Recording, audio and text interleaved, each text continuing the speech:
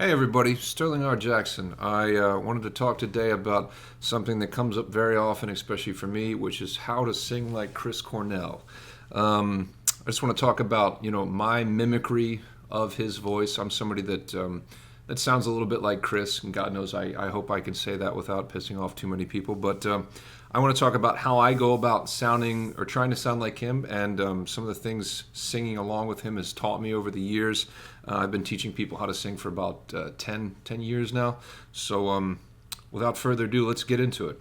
I have a track up here, the vocals only of Black Hole Sun. I thought that was a decent track to just kind of listen to his vocals, and then I'll comment on some things as we go through, and I'll start breaking down some of this information. Now, if you want this lesson to continue and go even more in depth, you're welcome to check me out on Patreon. You can join me there for $10 a month. I'll teach you everything I know about singing. So, but also, like I said, I'll extend this lesson, and we'll talk about even more things, or I'll give you even more ways to go about this information. So, first off, let's listen to Chris Cornell. In my eyes, indisposed, in disguises no one knows, has the face. So I got to stop it right out of the gate. We're talking about things like chord closure. We're talking about things like compression. Right out of the gate here, you'll hear his vocal cords, and you'll hear him holding his breath. Now, something like that is a more advanced concept, and I know some people here might not know too much of this information yet, or you might be rather new to it. And I know a lot of people just want to go from 0 to 100 and go straight to like sounding killer and sounding heavy and all that kind of stuff. But yeah, these are some more advanced things that are happening. But I want you to listen to the click that happens in his vocal cords. You'll hear him kind of set himself up. In my eyes, indisposed. So check that out. You'll hear the little of his vocal cords.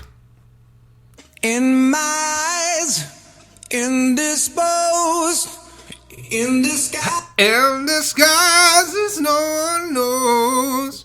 So right out of the gate, we hear some interesting things happening there.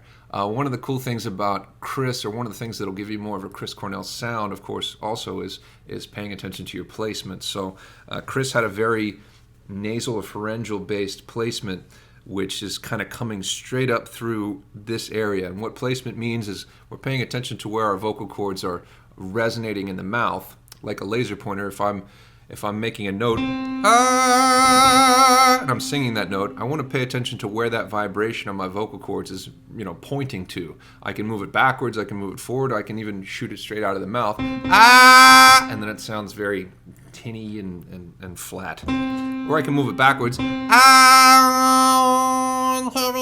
end up quite there in maybe some people know meatwad land. But yeah, very, very nasal. So in terms of Chris, he was letting a lot of resonance up into the pharyngeal space. But if you're trying to mimic a Chris Cornell sound, we're almost pretending like this top lip is even larger than it might be. And we're just resonating and pushing everything right through the space. In my eyes, indisposed, in disguises no one knows. There's a lot of that in that sound. An important distinction about that part of your voice, if you haven't gone there very much, is that it's a very crucial part of the voice, especially relating to trying to learn how to mix and trying to utilize head voice and things like that, because that's the middle gear between chest voice and head voice. You have to go through the nose and through that space to kind of balance things out. So the better you get at utilizing that space and hearing it as a part of your voice and not just a comical, ridiculous part of your voice, the more you'll be able to access it and understand it. So let's continue. Boiling heat, a summer stench. 'Neath the black, the sky looks dead. Call my name through the cream and out. So it's another cool thing worth noting that some people might fight back on, which is that he didn't have a natural vibrato. Might have had it at some times. I definitely heard stuff that sounded like natural vibrato at some times, some points. But vibrato can come from a couple different areas, or a couple different places, actually a few different places. And One can be up here, ah, that's happening here. One can be from the diaphragm, ah, we're literally going like this with the diaphragm. And then there's a natural vibrato that comes from just singing openly and relaxed and pushing down into the diaphragm. So that one's a little harder for people to find, or sometimes people have it very naturally. But Chris used more of a forced diaphragm sound like this, which a lot of rock singers and myself tend to do more of, because when you're compressing and distorting, a lot of times you're cutting off that relaxation response that kind of is supposed to happen with actual natural vibrato, and then we're just kind of forcing it. So you can hear it in a lot of his sounds, or you can hear it in a lot of these 80s type of screams. Oh, yeah! That's just me going underneath that. But it can still create a really nice sound.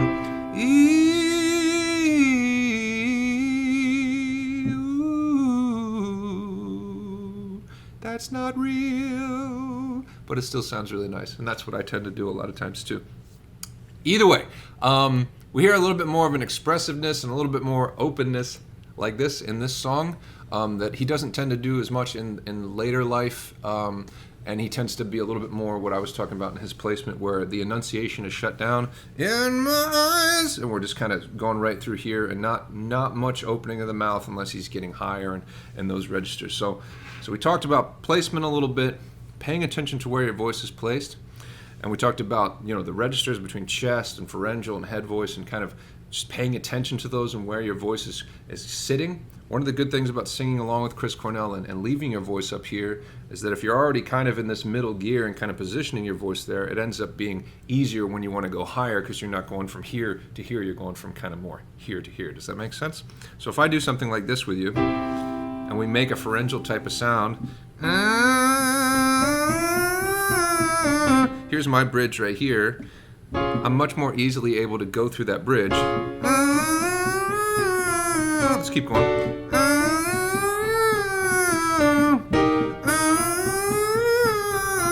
Because my voice is already up here. Then there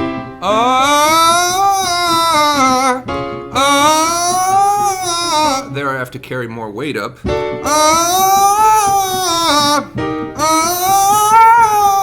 Then makes sense? So it's a little bit more of a heavier mix or a lighter mix, if we're allowing the voice to kind of sit more up here. Essentially, if you don't understand those terms, one is keeping more chest resonance and trying to keep more of that powerful chest voicey kind of sound in there, and one is allowing more resonance to go up into the head, therefore it's easier to do. So that would be a light mix. This would be a heavier mix if I try to bring that back down. So I'm trying to make it sound more like chest voice. These are things to pay attention to and to research further if you're trying to get that Chris Cornell sound. If we keep going with this mix idea, and I know we haven't listened much to the track, but there's a lot of ground to cover in a video like this. If we're starting to talk about mix, and I know a lot of times, especially for me, it was very, very difficult to understand how to get into a mix or what a mix was and what it felt like. For me, it was literally so foreign to anything I'd ever done with my voice that once I finally found it, I recognized that I had never used that musculature in my throat before, ever. I had never made those sounds. I had never created that type of sound, so it was very, very strange. And it led me down the path of still being confused of whether or not I was doing it right. So, but the video that really helped me, I did it every day for 2 weeks, was this English guy, really crappy video back on YouTube years ago, talking about the cry technique. And the cry technique is when we put a cry sound into our singing as we go higher, we're pulling these muscles right here under the jaw in, and we're starting to learn how to compress the sound and move up through our bridge so that we're not just having a flip moment, not going like that. We're crying to get through that bridge. Now, like I said, I did this every day for about 2 weeks and then finally started to get it, and then it really started to make sense. You might for a while feel like you're still kind of just jumping back and forth between head and chest, but what's important here is that you recognize you need to shed the weight of chest to move up and actually have this work. It is not a powerful every note higher gets more powerful. That would be the voice going like this, and what's actually happening is that the voice is going like this, like a nose cone, like a needle point. We're going smaller and smaller as we get higher. So I'll give you an example of that. We'll do it on some sirens, unless like I said, you stick around for Patreon. We'll do some more exercises. But if we do it on sirens, one of my favorite exercises, we're just going from octave to octave, and we're going to put a cry sound into our voice. It sounds like this. And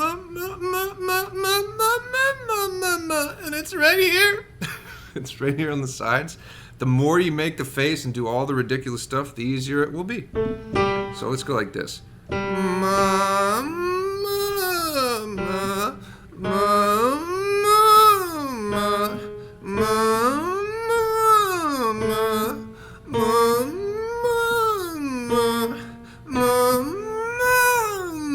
One more. Now, if you can't add support underneath that, I would actually tell you to not add support underneath that, because your voice and your vocal cords might not have the power or the resiliency to have that pushing up against them yet. Just make the sounds, just pay attention to what's happening here instead of overwhelming yourself and thinking about too many things at the same time. Here, let's do one more scale. Let's do it like this.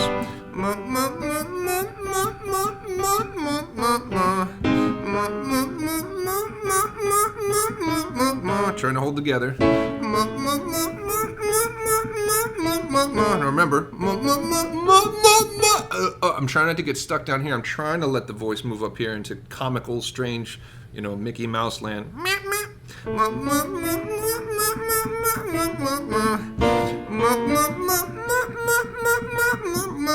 One more. Now as you get better, you try to sustain these notes.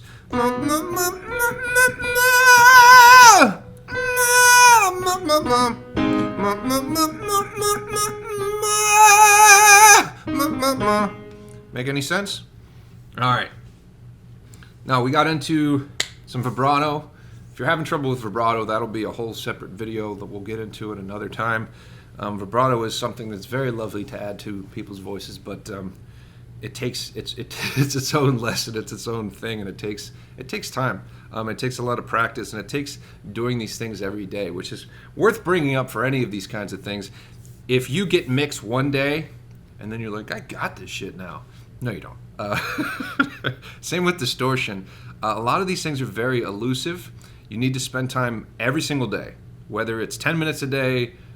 Try not to do too much, especially if you're getting into distortion and screaming and stuff, because you're going to get confused with that too. But what happens is that the voice is swelling in certain ways, and the musculature in the neck and throat are swelling in certain ways, and it can get confusing, because then sometimes things might work better after you push them too hard, and then you're like, yeah, every day I just have to warm up and sing for about 2 hours, and then I can sing everything. And it's like, no, that's not the way it should be. But so let's get into a little bit of this distortional stuff. Let's hear Chris do it.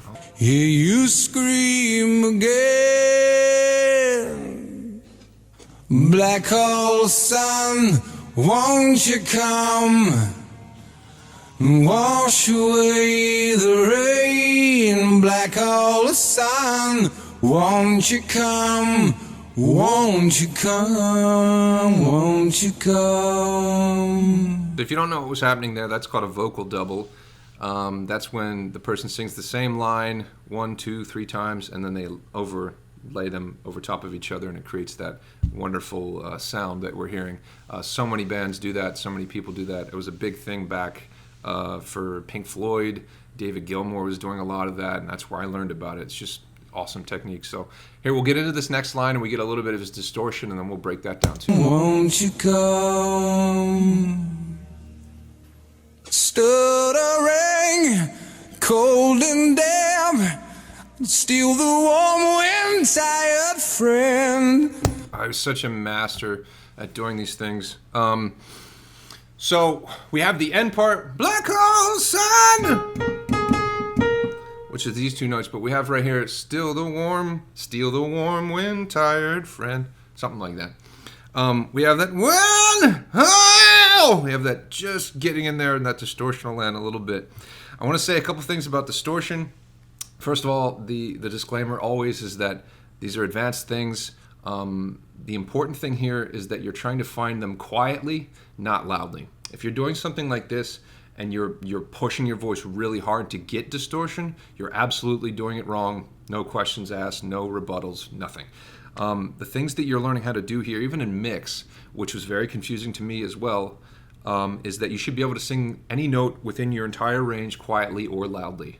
If you have to be loud, you're doing it wrong, the end. If you have to be quiet, I guess it's harder to actually sing quiet, so we don't have to talk about that. But distortion is the same thing. You can find these spaces in your throat in a quieter place, and I would suggest you do so and then start to build volume and start to build that strength and power that you need, especially from the diaphragm. But yeah, they're going to take some time to develop. One of the important things too with distortion is that try to find a little bit of it.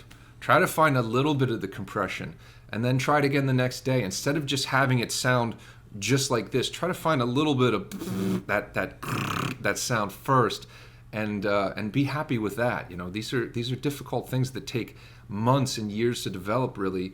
And once again, if you're not practicing them there every day, blah blah blah blah blah blah blah. So I think it's this note right here. This is a G4 right over my bridge. I'm pretty sure Chris was a baritone as well, but a pretty high note in the male range, and he's adding distortion to it, so it can get rather complicated. Still the warm when tired friend when. So you probably heard people talk about trying to find these things.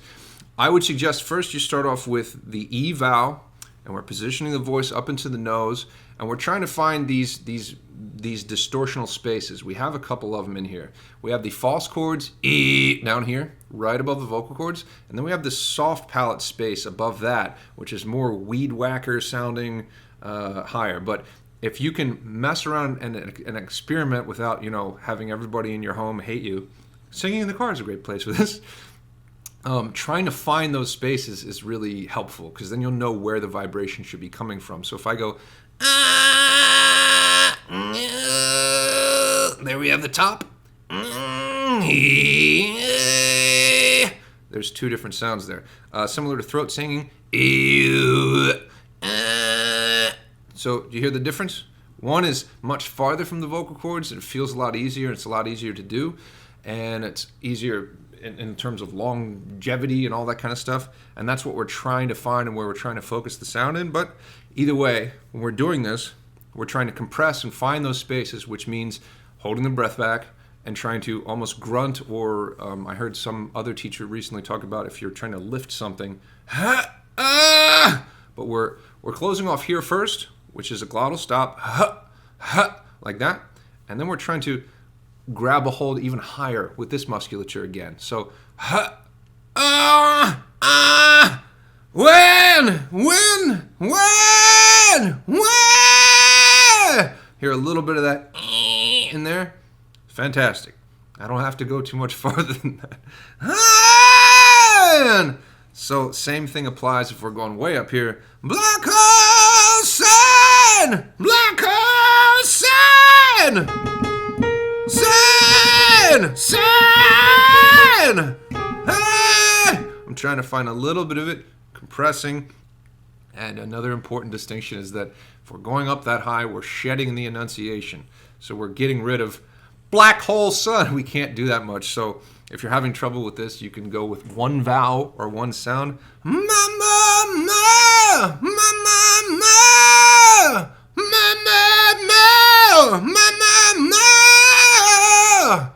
Does that make some sense? So we covered a lot of different things here. Like I said, I'm going to continue the lesson, but I appreciate you joining me. I hope you learned something from this. Chris is absolutely one of the best rock singers that we've ever had on the planet. I learned so much, like I said, from singing along with him and from having a little bit of a similar tonality as him. Just singing some of his songs has taught me a lot, and I'm sure a lot of people that are here feel the same. Another thing that was so great, too, if I can have another minute to talk about him, was just the storyteller vibe and hearing the pain and all those things in his voice, man. It really came through, and it really changed a lot of music and changed a lot of singers.